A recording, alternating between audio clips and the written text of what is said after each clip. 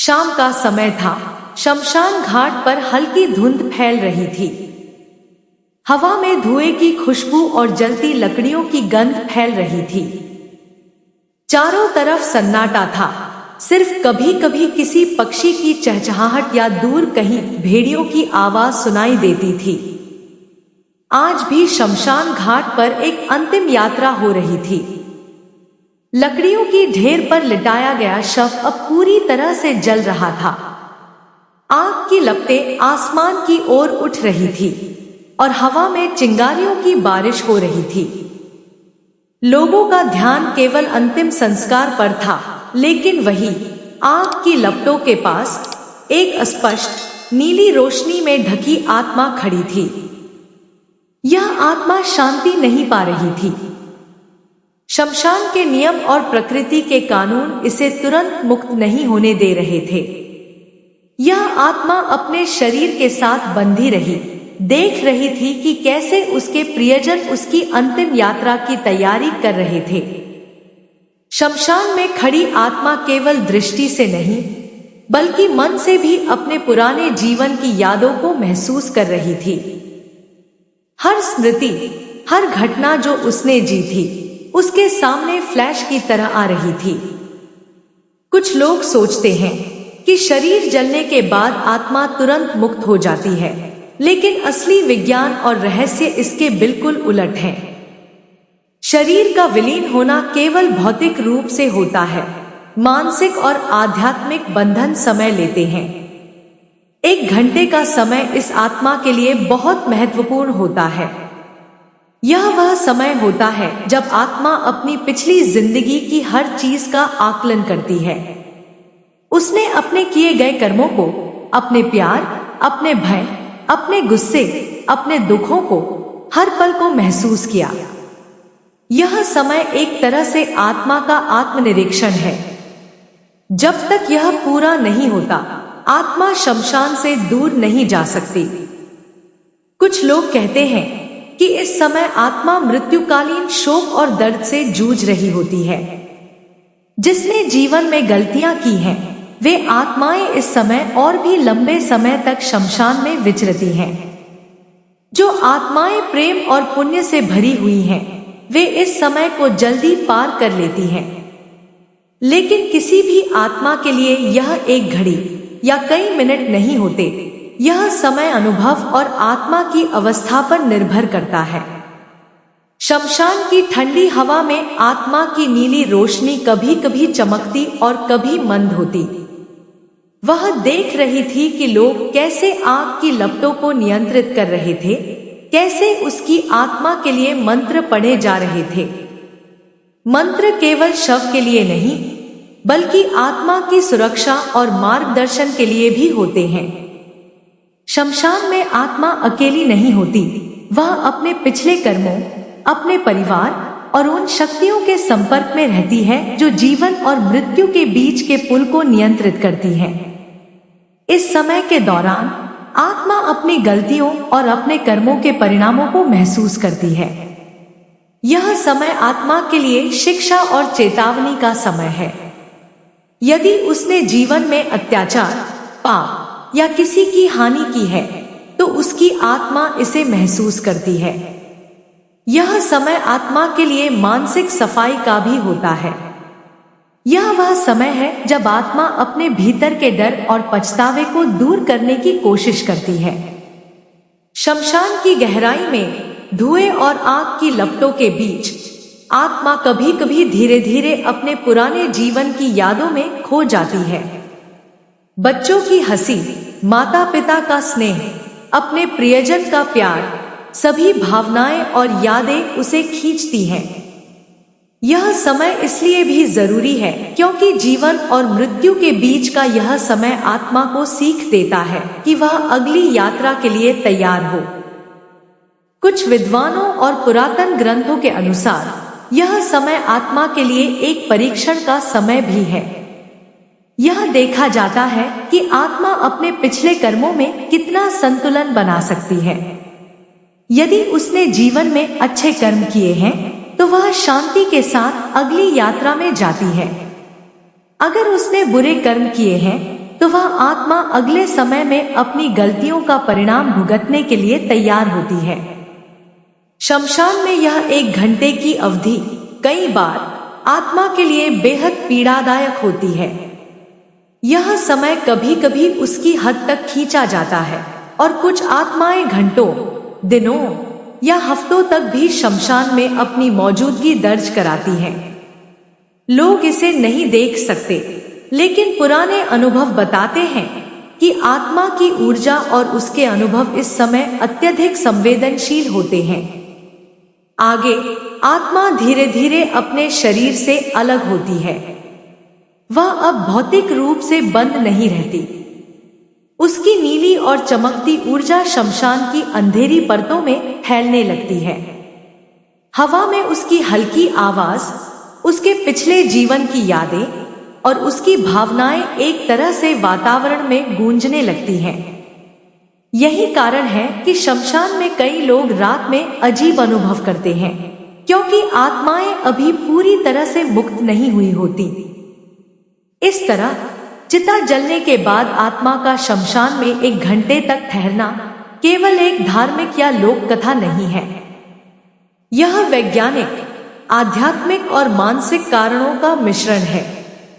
यह समय आत्मा के लिए शिक्षा, चेतावनी और मानसिक शांति का समय है।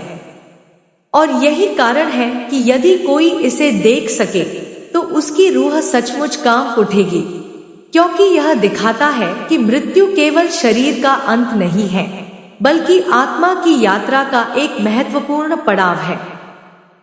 शमशान घाट अब और भी शांत हो गया था। आग की लपटें धीरे धीरे शांत हो रही थी। लकड़ियां अब टूटकर अंगारों में बदल चुकी थी और धुएं की मोटी परत आसमान में मिलती जा रही थी।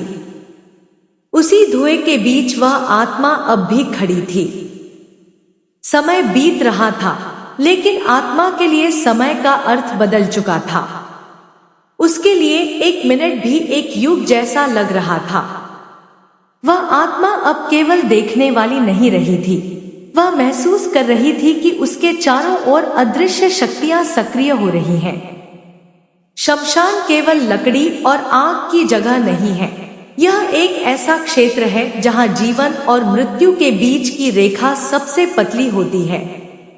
यहाँ आत्मा को अपने अस्तित्व का वास्तविक स्वरूप समझ में आने लगता है। आत्मा ने अनुभव किया कि जैसे ही चिता की आग शांत होती है, वैसे ही उसके भीतर की हलचल तेज हो जाती है। शरीर के साथ उसका आखिरी बंधन अब टूट चुका था, लेकिन मन और संस्कार अभी भी जुड़े हुए थे। यही कारण है कि वह वहीं खड़ी थी, न आगे जा पा रही थी, न पीछे लौट पा रही थी। शमशान की मिट्टी में वर्षों सदियों की पीड़ा, कर्म और अंत की स्मृतियां बसी होती हैं। जैसे ही आत्मा वहां खड़ी रहती है, ये सब उसकी चेतना को स्पर्श करने लगती है। उसे अपने जीवन के वे पल भी याद आने लगते हैं जिन्हें उसने कभी याद करना नहीं चाहा था। किसी को दिया गया दर्द, किसी से बोला गया कठोर शब्द, किसी की आंखों में देखी गई निराशा, सब कुछ अब उसके सामने था। यह कोई सजा नहीं थी, बल्कि आत्मा के लिए एक गहरा बोध था। उसे समझ में आने लगा कि जीवन में किए गए हर कर्म की एक गूंज होती है, और वही गूंज अब शमशान की खामोशी में साफ सुनाई दे रही थी। हवा अचानक ठंडी हो गई। शमशान के आसपास खड़े पेड़ जैसे और भी स्थिर हो गए हों। आत्मा ने महसूस किया कि उसके आसपास कुछ और भी उपस्थित हैं। वे आत्माएं जो कभी इसी तरह यहाँ खड़ी रह चुकी थी। वे दिखाई नहीं दे रही थी, लेकिन उनकी उपस्थिति महसूस की जा सकती थी। यह वह समय होता है जब आत्मा समझती है कि वह अकेली नहीं है, बल्कि इस मार्ग पर चलने वालों की एक लंबी श्रृंखला का हिस्सा है। कुछ आत्माएं इस समय भय से भर जाती हैं। वे अपने शरीर को खोजती हैं, अपने परिजनों को पुकारती हैं, लेकिन कोई उत्तर नहीं मिलता। ऐसे में उनका 1 घंटे का समय और भी भारी हो जाता है। लेकिन जो आत्माएं सच्चाई को स्वीकार कर लेती हैं, उनके लिए यह समय धीरे धीरे शांति में बदलने लगता है। शमशान में खड़ी आत्मा अब अपने भीतर एक अलग तरह का हल्कापन महसूस कर रही थी। जैसे जैसे वह अपने कर्मों को स्वीकार कर रही थी, वैसे वैसे उसका बोझ कम हो रहा था। उसकी नीली रोशनी अब पहले से अधिक स्थिर हो गई थी। कहा जाता है कि इस एक घंटे में आत्मा को यह भी दिखाया जाता है कि उसके जाने के बाद उसके अपनों पर क्या बीतेगी। उसे अपने घर का दृश्य दिखता है, कोई रो रहा है, कोई चुप बैठा है, कोई उसकी तस्वीर को देख रहा है। यह दृश्य आत्मा के लिए सबसे कठिन होते हैं, क्योंकि अब वह कुछ बदल नहीं सकती। यही दृश्य उसे सिखाते हैं कि जीवन में रहते हुए रिश्तों की कद्र क्यों जरूरी होती है। शमशान की घड़ी में समय पूरा होने की ओर बढ़ रहा था। आग अब लगभग बुझ चुकी थी, केवल अंगारों की लालिमा बाकी थी। उसी के साथ आत्मा के भीतर भी एक बदलाव आने लगा। वह समझ चुकी थी कि उसका यहाँ रुकना अब पूरा हो चुका है।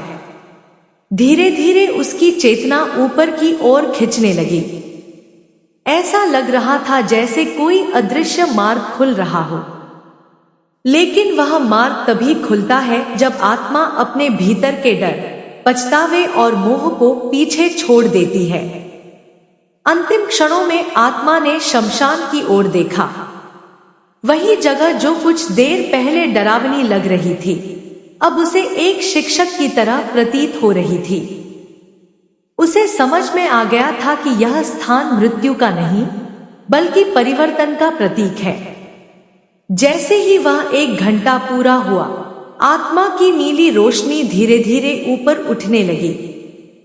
हवा में एक हल्का कंपन महसूस हुआ और फिर सब कुछ शांत हो गया। शमशान वही था, खामोश, स्थिर और रहस्यमय, लेकिन एक आत्मा की यात्रा यहाँ पूरी हो चुकी थी।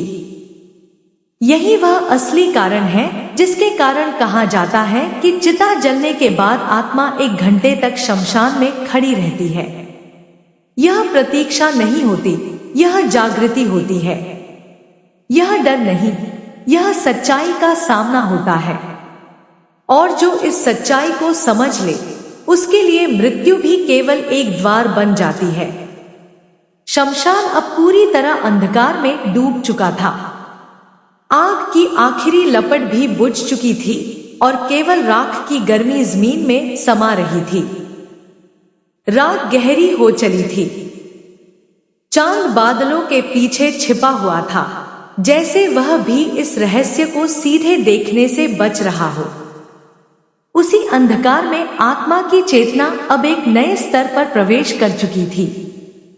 अब आत्मा के लिए शमशान केवल एक स्थान नहीं था, बल्कि एक सीमा बन चुका था।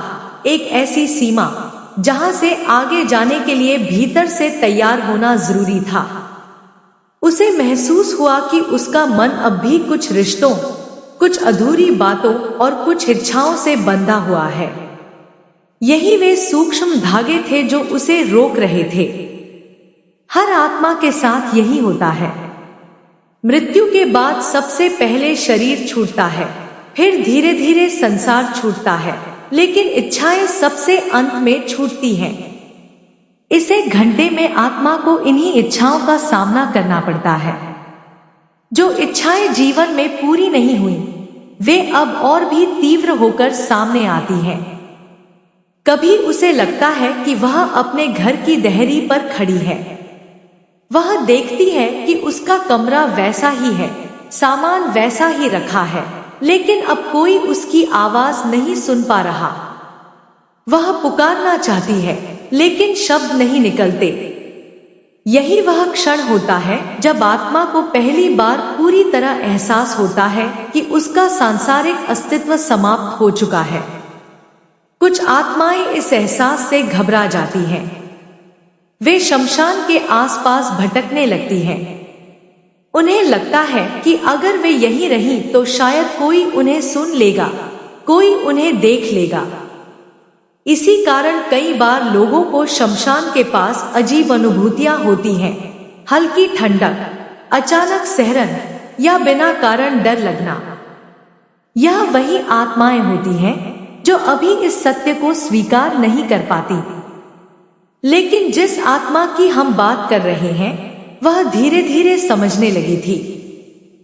उसने स्वीकार करना शुरू कर दिया था कि जो हो चुका है वह बदला नहीं जा सकता। स्वीकार करते ही उसके भीतर का बोझ और हल्का होने लगा। शमशान की हवा अब उसे काटने वाली नहीं लग रही थी, बल्कि जैसे उसे आगे बढ़ने के लिए प्रेरित कर रही हो। इस अवस्था में आत्मा को अपने जीवन का सार समझ में आने लगता है। उसे दिखता है कि जिन चीजों को वह बहुत बड़ा समझती थी वे कितनी छोटी थी, और जिन रिश्तों को उसने हल्के में लिया था वे कितने गहरे थे। यह बोध आत्मा को भीतर तक हिला देता है। यही कारण है कि कहा जाता है मरने के बाद सच्चाई साफ दिखती है। शमशान में खड़े रहने का यह समय आत्मा के लिए किसी अदालत जैसा नहीं होता, बल्कि किसी आईने जैसा होता है। यहाँ कोई सजा नहीं देता, बल्कि आत्मा खुद को देखती है, बिना किसी बहाने, बिना किसी झूठ के।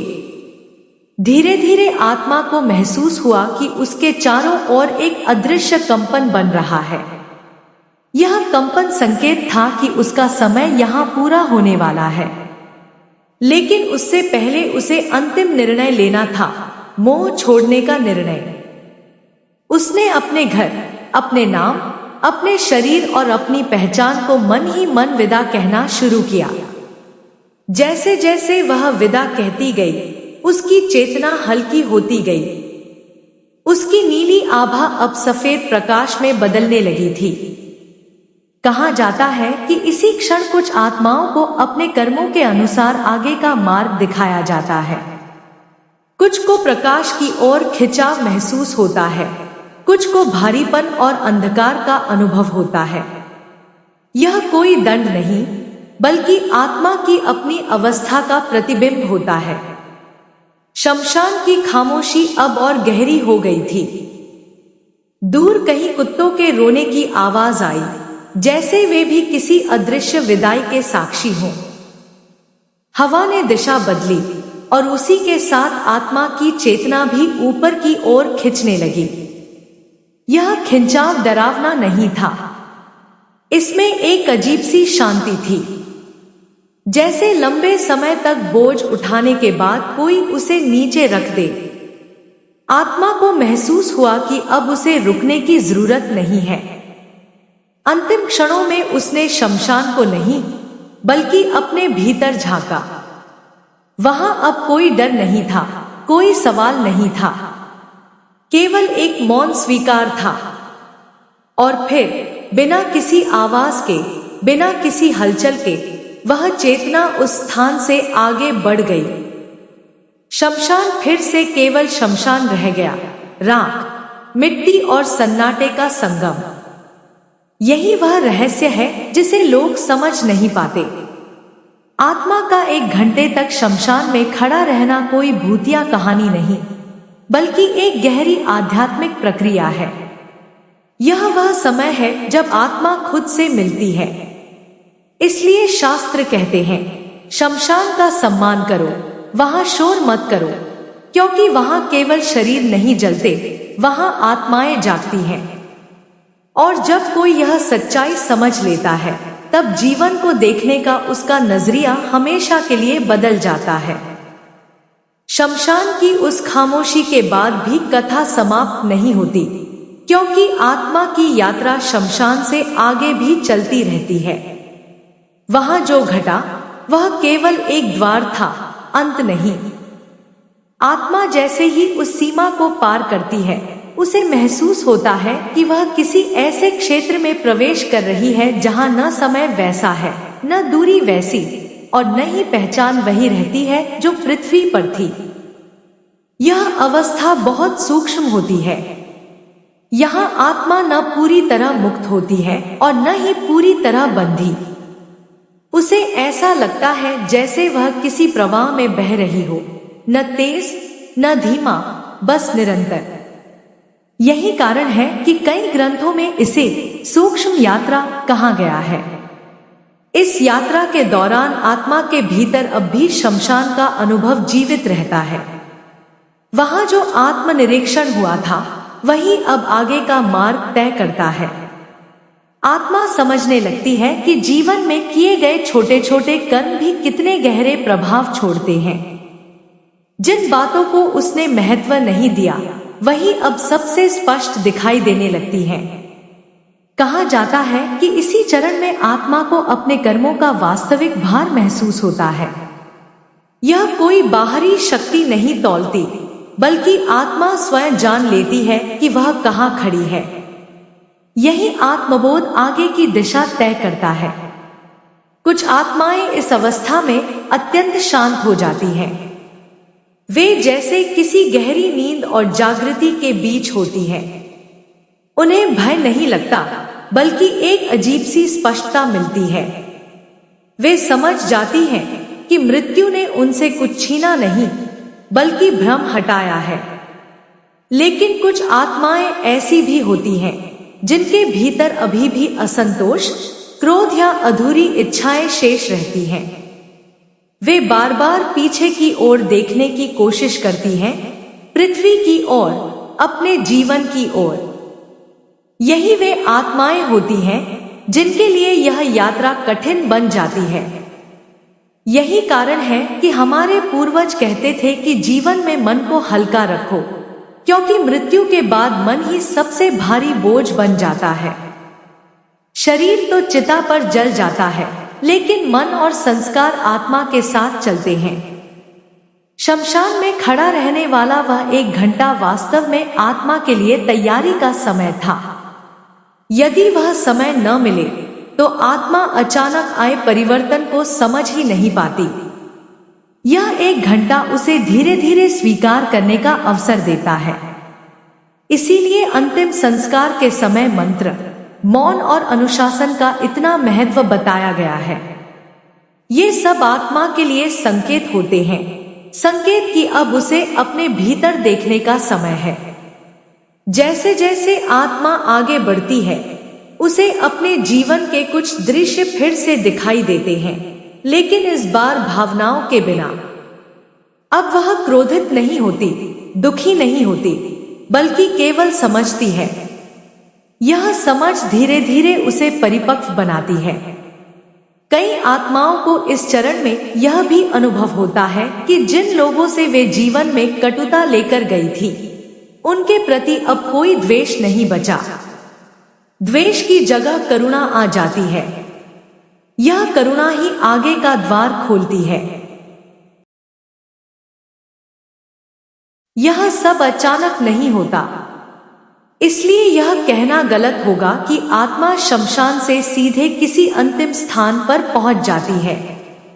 बीच की यह यात्रा उतनी ही महत्वपूर्ण है जितना जीवन और मृत्यु का क्षण।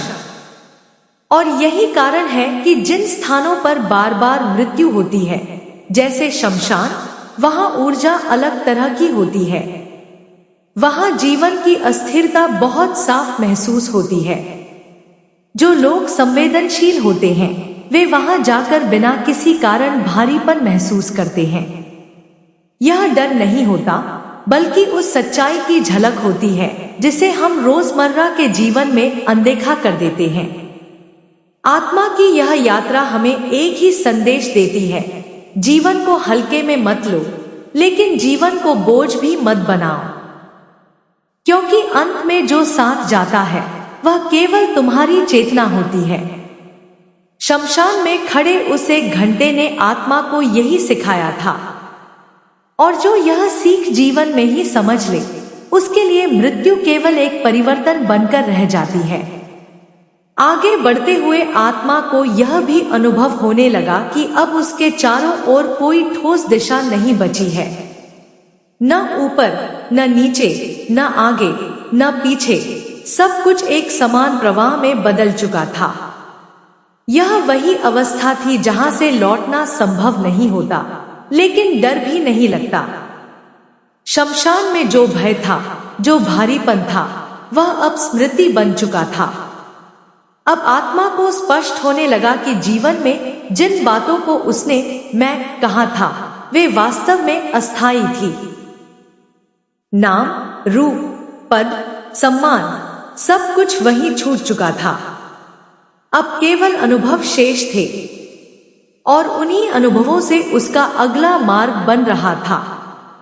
इसी चरण में आत्मा यह समझती है कि शमशान में 1 घंटे तक खड़े रहना क्यों आवश्यक था। यदि यह समय न मिला होता तो यह स्पष्टता कभी नहीं आती। अचानक मृत्यु और अचानक आगे की यात्रा आत्मा को भ्रमित कर सकती थी, लेकिन शमशान का वह ठहराव एक सेतु था पुराने और नए के बीच। कई प्राचीन ग्रंथों में लिखा है कि इसी कारण अंतिम संस्कार के तुरंत बाद परिजन लौट जाते हैं। उन्हें रोका जाता है कि वे पीछे मुड़कर न देखें, क्योंकि उस समय आत्मा और जीवित लोगों के बीच का बंधन टूट रहा होता है। यदि मोह बहुत तीव्र हो तो आत्मा का बोझ बढ़ जाता है। आत्मा को अब यह भी दिखने लगा कि जीवन में उसने जिन क्षणों को व्यर्थ समझा था वही क्षण सबसे मूल्यवान थे। किसी का मौन साथ, किसी की छोटी सी सहायता, किसी की पीड़ा को बिना बोले समझ लेना, ये सब कर्म अब उजाले की तरह सामने थे। इसके विपरीत जिन बातों पर उसने गर्व किया था, जिनके लिए उसने दूसरों को चोट पहुंचाई थी, वे अब खाली प्रतीत हो रही थी। आत्मा को यह बोध धीरे धीरे भीतर से बदल रहा था। यही परिवर्तन आगे की यात्रा का असली ईंधन होता है। अब आत्मा किसी स्थान से बंधी नहीं थी, लेकिन उसके भीतर एक दिशा बन चुकी थी। वह दिशा बाहर नहीं, भीतर थी। उसे महसूस हुआ कि आगे का मार्ग उसी दिशा में खुलेगा जिस दिशा में उसका विवेक और कर्म उसे ले जाएंगे। यहीं से आत्मा का अनुभव पूरी तरह शांत होने लगता है। कोई आवाज नहीं, कोई दृश्य नहीं, केवल एक गहरी उपस्थिति। यह उपस्थिति डरावनी नहीं होती, बल्कि अत्यंत वास्तविक होती है। जैसे पहली बार आत्मा खुद को बिना किसी पर्दे के देख रही हो। कहा जाता है कि जो आत्माएं इस अवस्था तक सहजता से पहुंच जाती हैं, वे शमशान में कम समय भारीपन महसूस करती हैं। लेकिन जिन आत्माओं का मोह बहुत गहरा होता है, वे उसी पहले घंटे में अटक जाती हैं। इसलिए लोक कथाओं में कहा गया कि आत्मा 1 घंटे तक शमशान में खड़ी रहती है, क्योंकि वहीं उसका सबसे बड़ा संघर्ष होता है। अब यह संघर्ष समाप्त हो चुका था। आत्मा के लिए खड़ा रहना भी समाप्त हो चुका था। अब न प्रतीक्षा थी, न प्रश्न।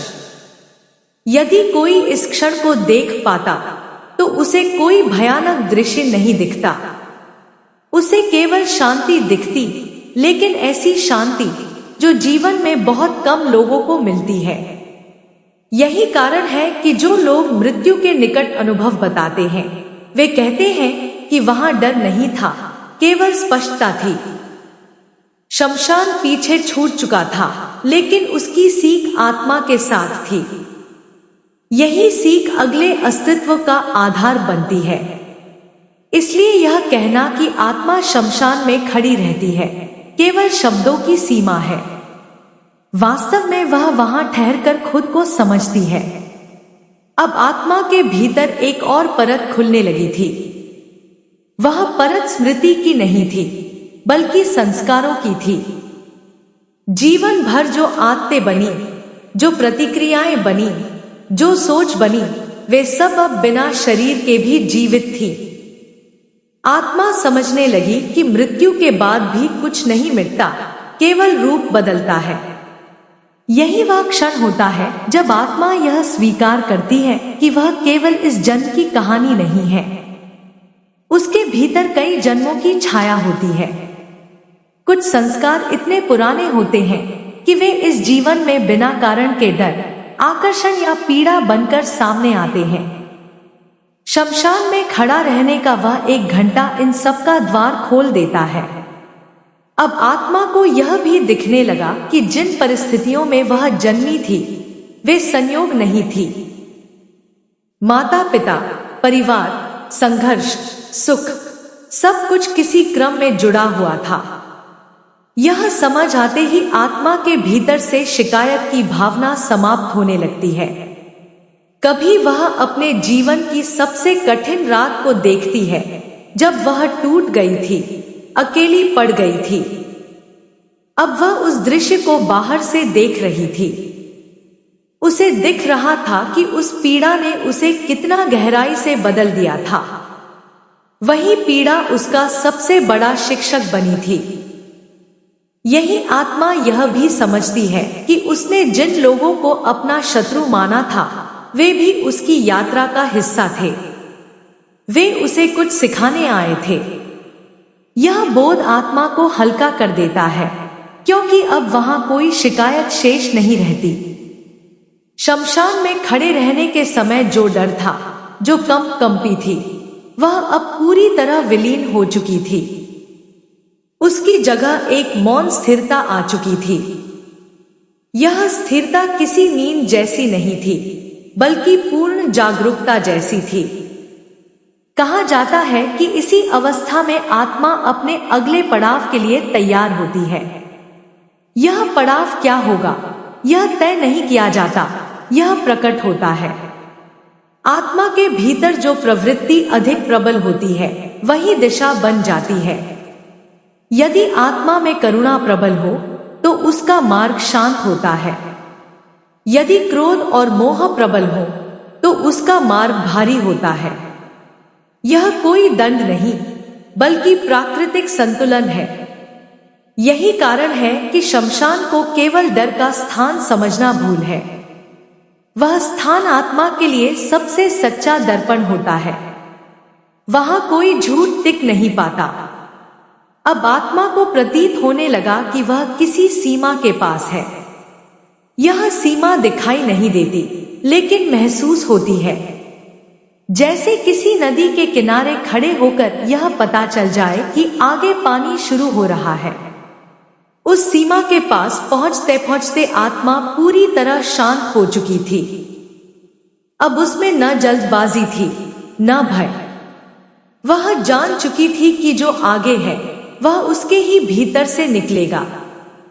यदि कोई इस क्षण को शब्दों में बांधना चाहे तो वह असफल हो जाएगा, क्योंकि यह अनुभव शब्दों से परे होता है। यही कारण है कि शास्त्रों में इसे संकेतों में बताया गया है, सीधे नहीं। और यही यह कथा और भी गहरी हो जाती है, क्योंकि आगे जो होता है वह केवल आत्मा का नहीं, बल्कि पूरे अस्तित्व का खेल है। उस सीमा के पास पहुंचकर आत्मा को पहली बार यह एहसास हुआ कि अब वह किसी कहानी का पात्र नहीं रही, बल्कि स्वयं कहानी बन चुकी है। यहाँ न कोई आवाज थी, न कोई दृश्य, फिर भी सब कुछ स्पष्ट था।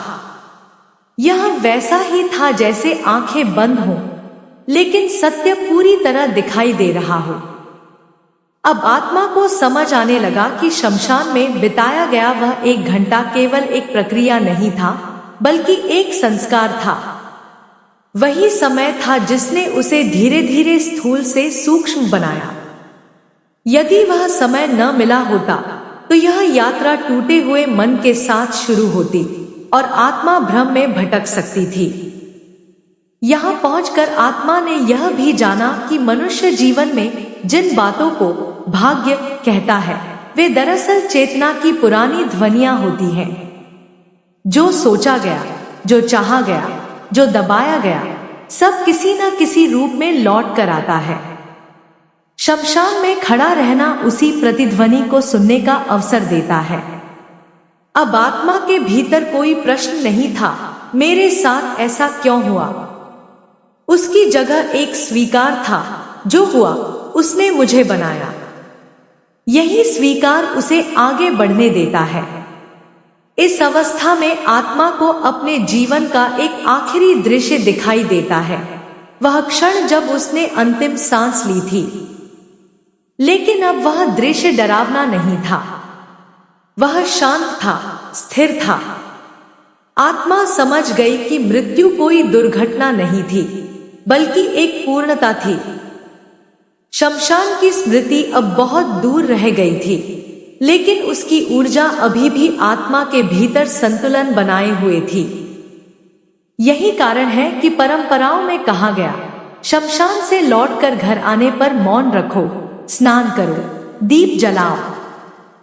यह सब केवल बाहरी कर्म नहीं है, बल्कि उस यात्रा के प्रति सम्मान है जो अभी अभी पूरी हुई है।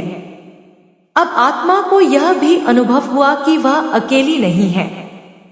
उसके आसपास चेतना की अन्य तरंगे भी हैं, कुछ शांत, कुछ भारी, कुछ उत्सुक। लेकिन यहाँ कोई टकराव नहीं था। हर चेतना अपने ही मार्ग पर थी। यह वह स्तर था जहां तुलना समाप्त हो जाती है।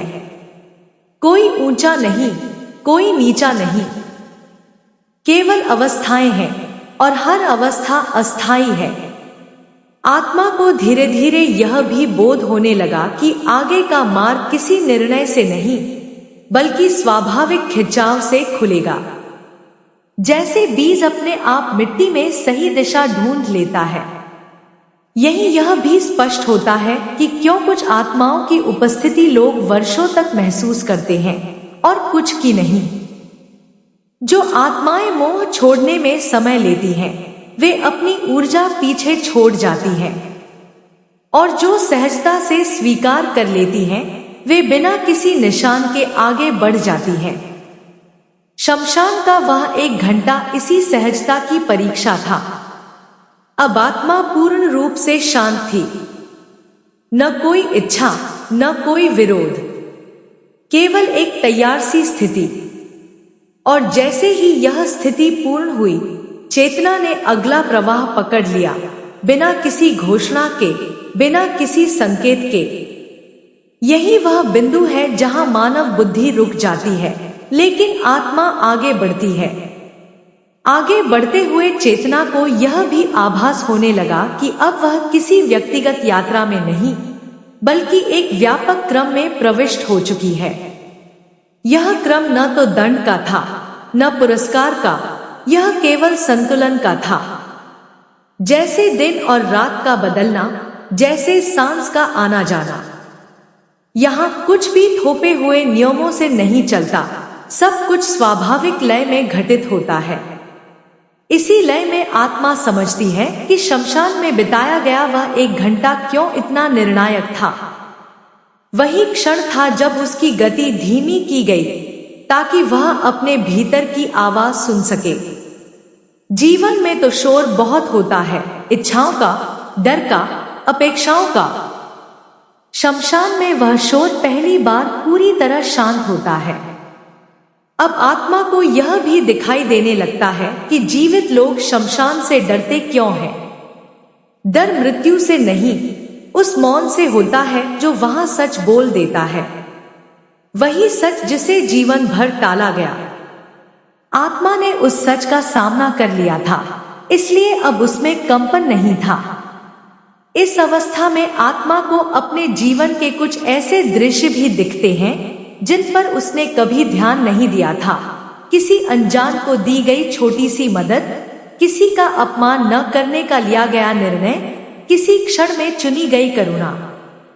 ये दृश्य अब उजले होकर सामने आते हैं, जैसे बता रहे हो कि छोटे कर्म भी कितने गहरे होते हैं। और यही आत्मा यह भी जान लेती है कि क्यों कुछ लोग बिना किसी कारण अच्छे लगते हैं और कुछ भारी। यह कोई रहस्य नहीं, यह उनके भीतर जमा चेतना की अवस्था होती है। शमशान में 1 घंटा खड़े रहकर आत्मा पहली बार अपनी ही अवस्था को बिना सजावट देखती है। अब चेतना में एक सहज विस्तार होने लगता है। वह अपने को किसी देह में सीमित नहीं मानती। यह अनुभव डरावना नहीं, बल्कि मुक्तिदायक होता है। जैसे कोई बहुत तंग कमरे से खुले आकाश में आ जाए। कहा जाता है कि इस विस्तार के साथ ही आत्मा के भीतर प्रश्न पूछने की प्रवृत्ति भी समाप्त हो जाती है, क्योंकि प्रश्न वही होते हैं जहां अलगाव होता है। यहाँ अलगाव गल चुका होता है। शमशान की राख, धुआं, आग सब अब स्मृति बन चुके थे, लेकिन उनकी शिक्षा जीवित थी। यही कारण है कि कुछ लोग शमशान से लौटकर चुप हो जाते हैं। उन्हें शब्द नहीं मिलते क्योंकि भीतर कुछ बदल चुका होता है। आत्मा अब उस बिंदु पर थी जहां आगे क्या होगा यह जानना भी आवश्यक नहीं लगता। जानने की जिज्ञासा भी एक इच्छा ही है और इच्छाएं अब शांत हो चुकी थी। यही यह भी स्पष्ट होता है कि शमशान में आत्मा खड़ी क्यों रहती है। खड़ा रहना प्रतीक है, न जाना न लौटना, बीच में ठहरना, और उसी ठहराव में सत्य उतरता है। यदि उस समय कोई आत्मा को देख पाता तो उसे कोई भूतिया आकृति नहीं दिखती, उसे केवल एक स्थिर प्रकाश दिखता, न तेज न मन। यही स्थिरता आगे के मार्ग का द्वार होती है। अब चेतना ने पूरी तरह उस द्वार को स्वीकार कर लिया था। कोई प्रतिरोध नहीं था, कोई संदेह नहीं था, और जैसे ही यह स्वीकार पूर्ण हुआ, यात्रा ने अगला रूप धारण कर लिया, बिना आवाज, बिना दृश्य, बिना संकेत। यही वह बिंदु है जहां कथा शब्दों से आगे निकल जाती है, लेकिन संदेश यही रुकता नहीं। संदेश जीवित लोगों के लिए है। जीवन को ऐसे जियो कि शमशान में खड़े होकर पछताना न पड़े। ऐसे जियो कि वह एक घंटा बोझ न बने, बल्कि विश्राम बन जाए। अब कथा अपने अंतिम चरण में प्रवेश कर रही है, जहां शब्द धीमे हो जाते हैं और अर्थ गहरे। चेतना उस प्रवाह में पूरी तरह स्थिर हो चुकी थी। अब न कोई दृश्य उभर रहा था, न कोई स्मृति, न कोई भय। केवल एक शांत बोध था, जैसे सब कुछ अपने सही स्थान पर आ गया हो। यही वह क्षण होता है जब आत्मा समझती है कि जीवन और मृत्यु दो अलग घटनाएं नहीं हैं, बल्कि एक ही यात्रा के दो पड़ाव हैं। शमशान में खड़े रहने का वह एक घंटा इस पूरी यात्रा का सबसे ईमानदार क्षण था। वहां न कोई छल काम आता है, न कोई पहचान। वहां केवल सच खड़ा रहता है, आत्मा के सामने, आत्मा के भीतर। अब आत्मा को यह जानने की आवश्यकता नहीं रही कि आगे क्या होगा, क्योंकि आगे का अर्थ ही बदल चुका था। आगे कोई दूरी नहीं थी, कोई समय नहीं था, केवल अवस्था थी, और वह अवस्था अब संतुलित थी। शमशान, जो बाहर से डरावना लगता है, भीतर से एक गुरुकुल की तरह होता है। वहां आत्मा को कोई उपदेश नहीं देता, कोई प्रश्न नहीं पूछता। वहां आत्मा स्वयं ही अपने उत्तर बन जाती है। यही कारण है कि कहा गया, शमशान ज्ञान का स्थान है, भय का नहीं। जब आत्मा उस एक घंटे में स्वयं को पूरी तरह देख लेती है, तब उसके भीतर कोई द्वंद्व शेष नहीं रहता। न जीवन से शिकायत, न मृत्यु से भय। दोनों एक दूसरे में घुल जाते हैं। और यही यह सत्य भी स्पष्ट हो जाता है कि आत्मा खड़ी नहीं रहती, वह ठहरती है। ठहरना ताकि वह दौड़ से मुक्त हो सके। ठहरना ताकि वह पहली बार बिना शरीर के भी स्वयं को जान सके। धीरे धीरे वह ठहराव भी विलीन हो जाता है, जैसे झील की सतह पर उठी हल्की लहर फिर से शांत हो जाए। चेतना अपने अगले प्रवाह में समा जाती है। न कोई विदाई होती है, न कोई आगमन। शमशान वही रह जाता है, राख, मौन और आकाश के नीचे पड़ा हुआ। लेकिन वहां जो घटा, वह अदृश्य होते हुए भी सत्य होता है। और यही कारण है कि सदियों से कहा जाता है, शमशान में व्यर्थ मत बोलो। वहां आत्माएं अपने जीवन का अर्थ समझ रही होती हैं। इस पूरी कथा का सार डर पैदा करना नहीं है, इसका उद्देश्य चेताना है। क्योंकि जो व्यक्ति जीवन में सजग हो जाता है उसके लिए मृत्यु भी शिक्षक बन जाती है, दंड नहीं। यदि जीवन प्रेम, करुणा और समझ के साथ जिया जाए तो शमशान में बिताया गया वह 1 घंटा रूह कंपाने वाला नहीं होता। वह एक गहरी शांत विश्रांति बन जाता है। यही है असली वजह कि चिता जलने के बाद आत्मा शमशान में ठहरती है। डरने के लिए नहीं, समझने के लिए। और इसी समझ के साथ यह कथा यहाँ पूर्ण होती है।